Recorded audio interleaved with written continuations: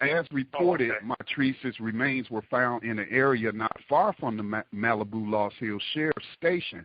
There are reports that the coroner's office explicitly told sheriff deputies not to touch the remains, and there are also reports that the law states that only the coroner's office officials are to remove remains in this type of situation.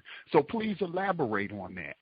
Definitely. So I found out that the remains were found, and coroner, he and I talked for a long time, and he says, Mr. Richardson, the results came back unspecified, undetermined.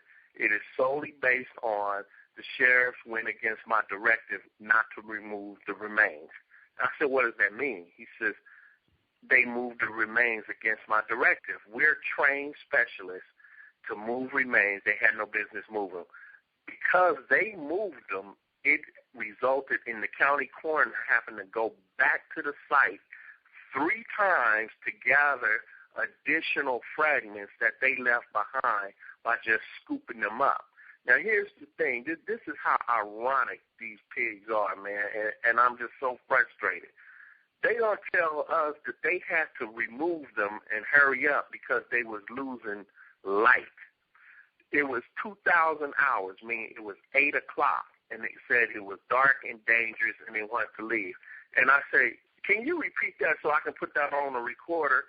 Because he didn't understand where I was coming from. I said, well, the point I'm trying to get at you is you have sheriff deputies out here with guns and all kind of artillery, and you ready to leave at 8 o'clock, but you going to send my baby out here at 12:38 midnight with no phone, no purse, no car, and you thought you didn't do nothing wrong, but you ready to take your men up out of here, and they got guns.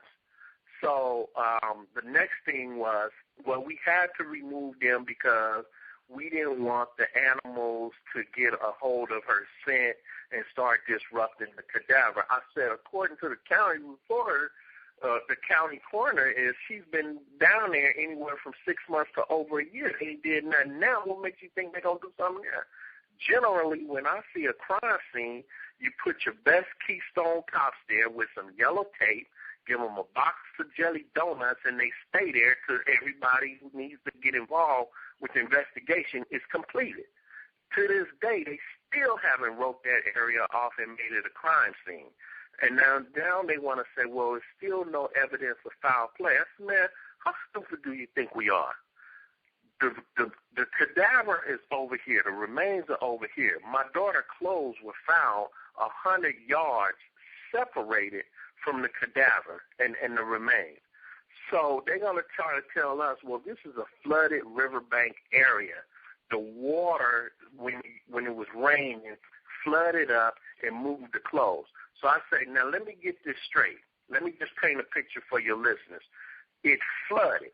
It got over the remains. It unhooked her bra from around her chest cavity, took her panties off, and took her jeans, and slightly moved them off the remains and floated down the street.